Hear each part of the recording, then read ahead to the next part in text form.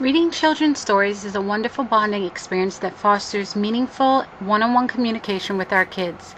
It shows our children in no uncertain terms that they are important to us.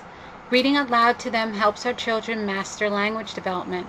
In a classroom where read aloud is a daily occurrence, oral language development becomes a standard as the children begin to have conversations about the story, the characters, and why the author made the decision he or she made. Reading aloud to children builds listening skills, increases a child's attention span, and develops the ability to concentrate at length.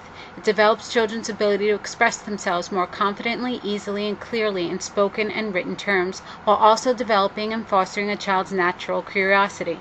It develops creativity and the ability to use their own imagination. It expands our children's horizons, quells fears, exposes them to new situations, and teaches them appropriate behavior. Reading stories aloud to our children provides the best opportunities for true teaching moments. Make reading fun and make sure it's done often. Whatever happens in the world of school, continuing to read aloud to our children in the classroom and at home should solve most reading problems and will always be a lifeline to their happiness, their literacy, and their future.